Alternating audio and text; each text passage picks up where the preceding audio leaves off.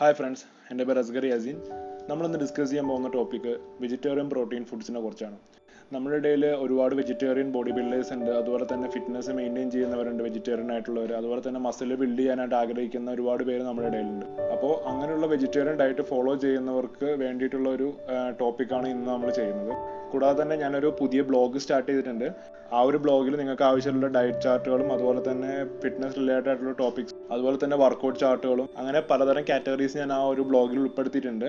അപ്പോൾ ആ ഒരു ബ്ലോഗിൻ്റെ ലിങ്ക് ഞാൻ നിങ്ങൾക്ക് ഈ ഒരു വീഡിയോയുടെ താഴെ ഡിസ്ക്രിപ്ഷൻ ബോക്സിൽ ആഡ് ചെയ്യുന്നുണ്ട്. അപ്പോൾ നിങ്ങൾക്ക് തീർച്ചയായിട്ടും ചെക്ക് ചെയ്യാം. ഓക്കെ, അപ്പോൾ നമുക്ക് ടോപ്പിക്കിലേക്ക് കടക്കാം.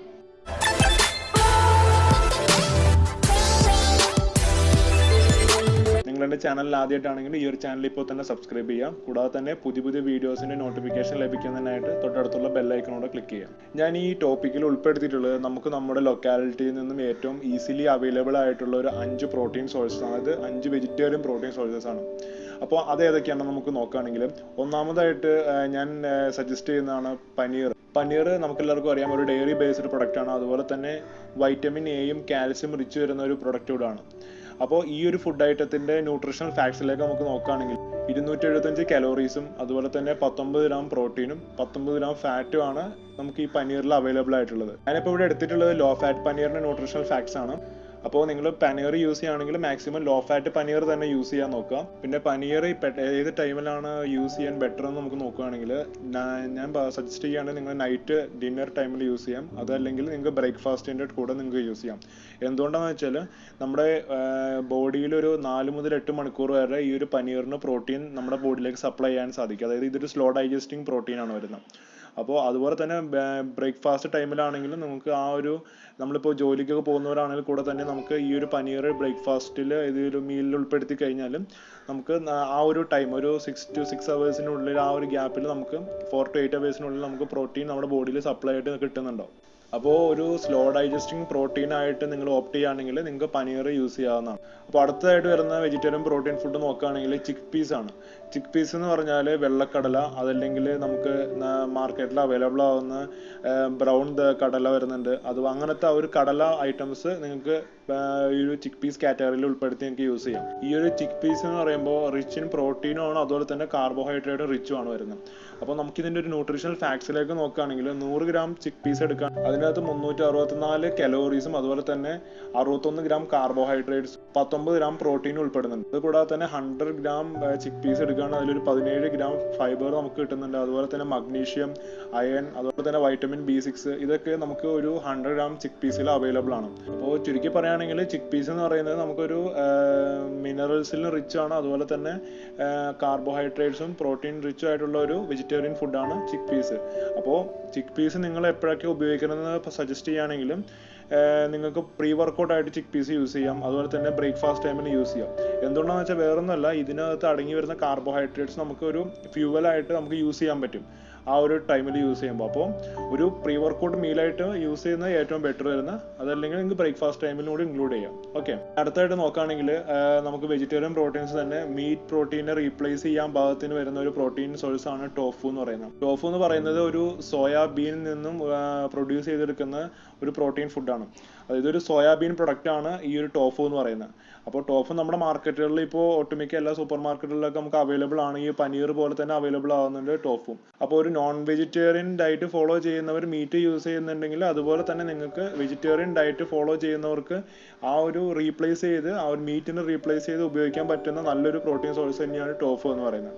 അപ്പോൾ നമുക്ക് ഈ ടോഫുവിൻ്റെ ന്യൂട്രീഷണൽ ഫാക്ട്സിലേക്ക് നോക്കുകയാണെങ്കിൽ, അപ്പോൾ ഒരു 100 ഗ്രാം ടോഫു എടുത്ത് നോക്കുകയാണെങ്കിൽ അതിൽ 117 കാലോറീസ് ഉണ്ടാവും. അതുപോലെ തന്നെ 15 ഗ്രാം പ്രോട്ടീൻ ഉണ്ടാവും, 7 ഗ്രാം ഫാറ്റും ഒരു 2.2 ഗ്രാം കാർബോഹൈഡ്രേറ്റ്സും ഉണ്ടാവും. അപ്പോൾ ഇത് കൂടാതെ ടോഫുവിനകത്ത് കാൽസ്യം, അയൺ, പൊട്ടാസ്യം ഈ പറഞ്ഞുള്ള മിനറൽസ് എല്ലാം നല്ല റിച്ച് ആയിട്ട് തന്നെ നമുക്ക് അവൈലബിൾ ആണ്.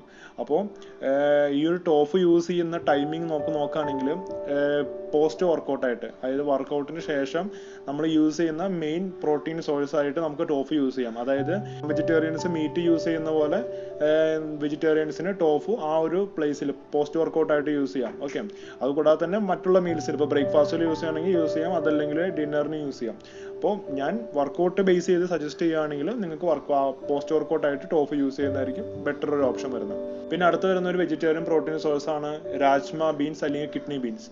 അത് നമുക്ക് പൊതുവേ നമ്മുടെ തൊട്ടടുത്തുള്ള ഷോപ്പുകളിലൊക്കെ അവൈലബിൾ ആവുന്നതാണ്. വൻപയർ, നമ്മൾ മലയാളത്തിൽ പറയാണ് വൻപയർ എന്ന് പറയും.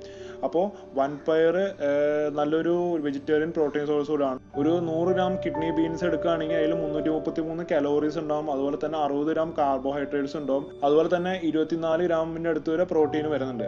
അതുപോലെ തന്നെ ഈ കിഡ്നി ബീൻസ് അല്ലെങ്കിൽ രാജ്മ ബീൻസിനകത്ത് പൊട്ടാസ്യം, മഗ്നീഷ്യം, അയൺ, അതുപോലെ തന്നെ ഡയറ്ററി ഫൈബർ ഒക്കെ നല്ലൊരു അളവിൽ തന്നെ പ്രസന്റ് ആയിട്ടുണ്ട്. അപ്പോൾ നിങ്ങളിപ്പോൾ ഈ ഒരു കിഡ്നി ബീൻസ് അല്ലെങ്കിൽ രാജ്മ ബീൻസ് ഏതൊക്കെ ടൈമിൽ യൂസ് ചെയ്യാമെന്ന് ചോദിക്കുകയാണെങ്കിൽ ഒരു വർക്കൗട്ടിങ് ടൈം ബേസ് ചെയ്ത് പറയുകയാണെങ്കിൽ ഇതിനകത്ത് നമുക്ക് ഒരു ഹെൽത്തി ഫോം ഓഫ് കാർബോഹൈഡ്രേറ്റ്സ് വരുന്നുണ്ട്. ഒരു 60 ഗ്രാം ഓഫിൻ്റെ അടുത്ത് കാർബോഹൈഡ്രേറ്റ്സ് വരുന്നുണ്ട്.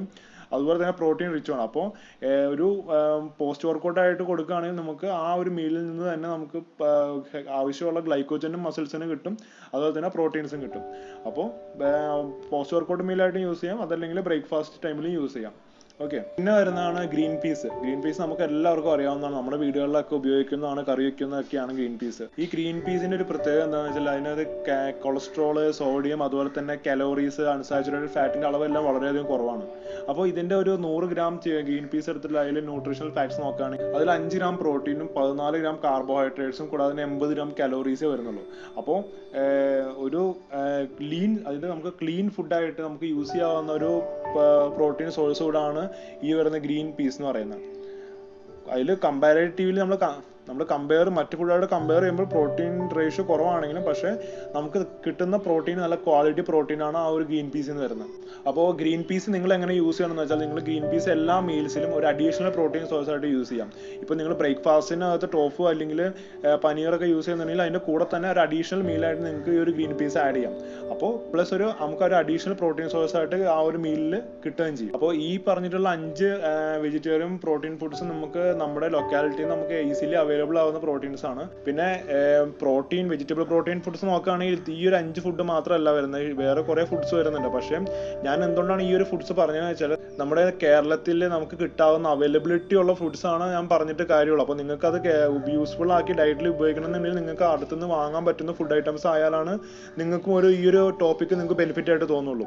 അപ്പോൾ അതുകൊണ്ടാണ് ഞാൻ അതിൽ നിന്ന് നമുക്ക് ലൊക്കാലിറ്റിയിൽ നിന്ന് കിട്ടാവുന്നതിൽ വെച്ച് ഏറ്റവും നല്ല പ്രോട്ടീൻ സോഴ്സ് ഉള്ള ഫുഡുകൾ ഞാൻ ഈ ഒരു ടോപ്പിക്കിൽ ഇൻക്ലൂഡ് ചെയ്തിട്ടുള്ളത്. അപ്പോൾ ഈ ഒരു ടോപ്പിക്ക് നിങ്ങൾക്ക് ക്ലിയർ ആയിട്ട് മനസ്സിലായി ഞാൻ വിചാരിക്കുന്നു. അപ്പോൾ ഈ പറഞ്ഞിട്ട് 5 പ്രോട്ടീൻ ഫുഡ്സ് നിങ്ങൾക്ക് നിങ്ങളുടെ ഡയറ്റിൽ ഉൾപ്പെടുത്താം. ഞാൻ പറഞ്ഞ രീതി പോലെ പോസ്റ്റ് വർക്കൗട്ട്, പ്രീ വർക്കൗട്ടൊക്കെ ആയിട്ട് യൂസ് ചെയ്യാം. പിന്നെ ജനറൽ ആയിട്ടുള്ള ഒരു മിത്ത്, വെജിറ്റേറിയൻസിന് മസിൽ ബിൽഡ് ചെയ്യാൻ പറ്റില്ല എന്നുള്ള മിത്തൊക്കെ വെറുതെയാണ്. ഈ ഒരു നമുക്ക് പ്രോട്ടീൻ ഫുഡ് ഇഷ്ടം പോലെ നമുക്ക് വെജിറ്റബിൾസിൽ നിന്ന് തന്നെ കിട്ടുന്നുണ്ട്, പല സോഴ്സുകളും നമുക്ക് കിട്ടുന്നുണ്ട്. അപ്പോൾ അതൊക്കെ ഈ പറഞ്ഞുള്ള ഫുഡുകളൊക്കെ നിങ്ങൾ ഡയറ്റിൽ ഇൻക്ലൂഡ് ചെയ്യുക മാക്സിമം. എന്നിട്ട് നല്ലൊരു ഹെൽത്തി ബോഡി ഉണ്ടാക്കുക, അല്ലെങ്കിൽ ഹെൽത്തി ലൈഫ് സ്റ്റൈൽ ക്രിയേറ്റ് ചെയ്യുക. ഓക്കെ, അപ്പോൾ എൻ്റെ മുന്നത്തെ എപ്പിസോഡിലുള്ള ലീൻ പ്രോട്ടീൻ സോഴ്സ് ഫുഡിൻ്റെ വീഡിയോ കാണാത്തവർക്ക് മുകളിൽ വരുന്ന ലിങ്കിൽ ക്ലിക്ക് ചെയ്താൽ കാണാൻ പറ്റുന്നതാണ്. അപ്പോൾ നിങ്ങൾക്ക് ഈ ഒരു വീഡിയോ ഇഷ്ടമായെങ്കിൽ വീഡിയോ തീർച്ചയായിട്ടും ലൈക്ക് ചെയ്യാം, കൂടാതെ തന്നെ മറ്റുള്ളവരിലേക്ക് എത്തിക്കാനായിട്ട് ഷെയർ ചെയ്യാം. കൂടാതെ തന്നെ എൻ്റെ ചാനൽ സബ്സ്ക്രൈബ് ചെയ്യാത്തവർ ഇപ്പോൾ തന്നെ സബ്സ്ക്രൈബ് ചെയ്യാം.